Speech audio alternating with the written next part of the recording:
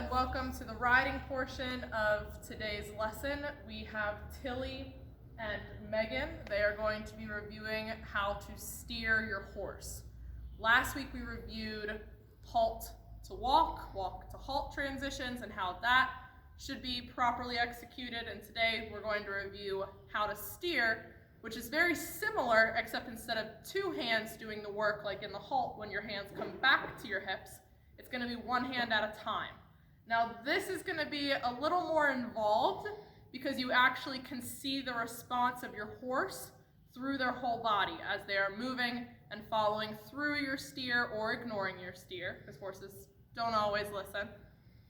Tilly's a very good girl though.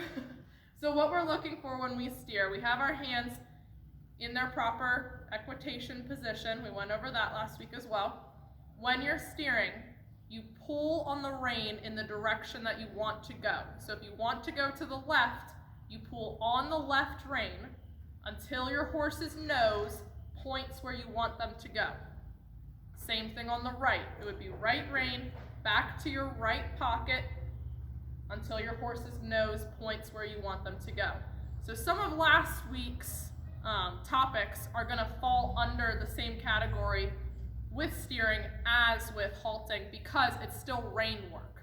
So if you're pulling on the rein and your horse's head is remaining stationary and pointing forward, your rein is probably too long and floppy and you need to tighten your rein up to have a better contact with your horse. Remember, we want that straight line from your elbow to your wrist to the horse's nose, okay? So our rein is part of that line. If you're pulling, my voice is going in and out. If you're pulling and your horse starts to throw their head around, you're probably pulling too hard or the rest of your body is giving incorrect signals. So sometimes when we're halting, when we're steering, we'll use our arms and the rest of our body will get kind of lost in the movement.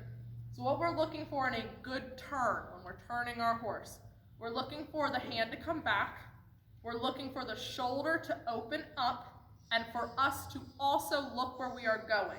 So this movement all happens at once. Your whole body is telling your horse where to go. Your horse will follow through with the movement of their head, showing you that they are following the movement that you've asked them to do. So what we're going to do today is we're going to do a little obstacle course to bring together this new information on steering, our walk-halt transitions that we practiced last week, the movement of our hips in the walk, and then we briefly have gone over 2-point twice now. We're going to incorporate that into this obstacle course as well, okay? So Megan's going to ask Tilly to walk on. Again, that's by squeezing her calves together against Tilly's barrel. Tilly moves forward. Her hands are in a release. She's going to walk around the red and green cones in a square, halting at every cone. So when she halts, both hands are coming back to her hips. Then they go forward in a release as she squeezes to ask Tilly to walk on again. Notice that in the transition, she's staying upright. She's not shifting forward and back when she stops her hips from moving in order to get that halt nice and precise next to the cone.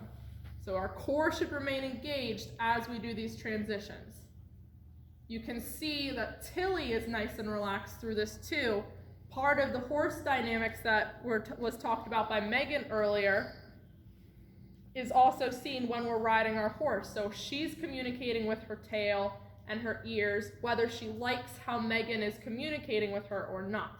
If it's too hard on her face, if it's too hard on her belly, Tilly's going to respond to all of that. So horseback riding is a partnership that we're working through as we learn these skills to walk and halt and to steer. Good, so let's change direction. We're going to come down towards the American flag. So big turn, her hands opening up, her shoulders dropping back. She's looking where she's going. You can see Tilly's flicking her ears back at Megan to try and get some input.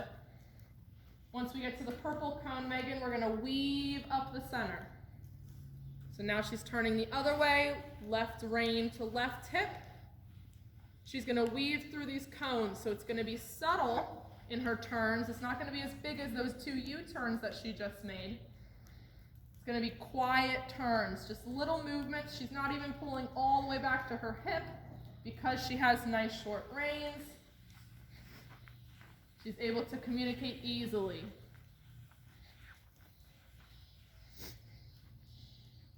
Let's do that again. We're going to walk down.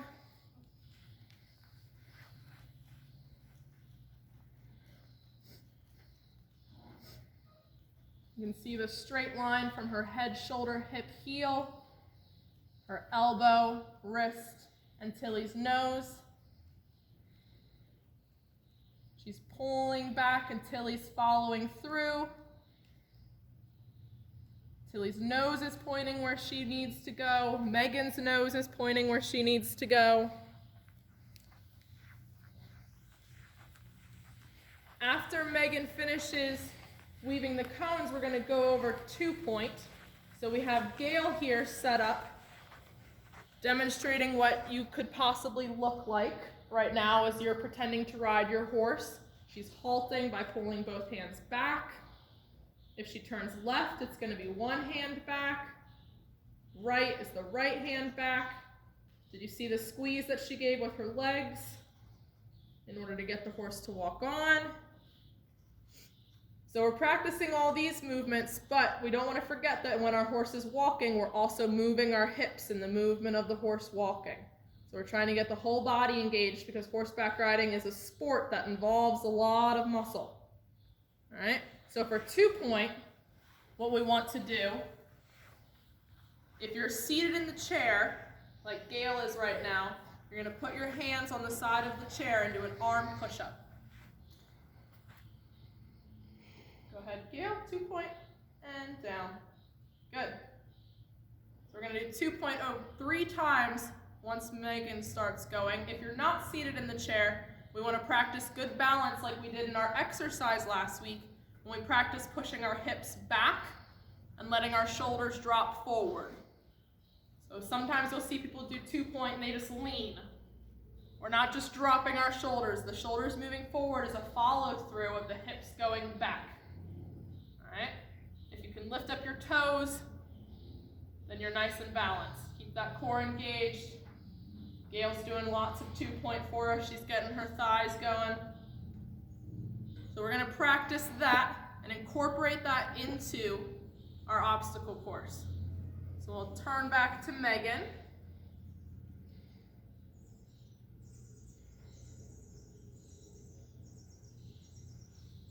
She's going to start lining up to come over 3 poles. She's going to do 2-point 3 times over each pole. These quick transitions are going to help her build up the muscle that she would need to keep her leg in place and to hold 2-point for an extended period of time. So Megan, go ahead and walk on. She squeezes with her legs. You start rocking your hips as if you were riding your horse. And Megan's going to go up and down, up and down, up and down. Every time Tilly's feet go over that pole, she's practicing 2-point. All right, so as Megan cools down Tilly,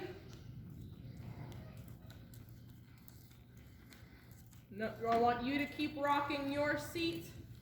We're going to keep practicing combining all the skills that we've learned. Rocking our hips, steering, halting, walking on, 2-point. It's all going to be coming together. So those exercises that we were practicing are going to be really important as our lessons start to get more and more involved. We're going to start adding in more activities. Now that we've learned the basic skill set, we can start to grow upon them. So those exercises and the warm-ups that we do are really important that you can last throughout the lessons, okay? So practice those. Gail gave you a bunch of them to do. Try to improve upon them, do them every day. Right now, we'll move on to our next session.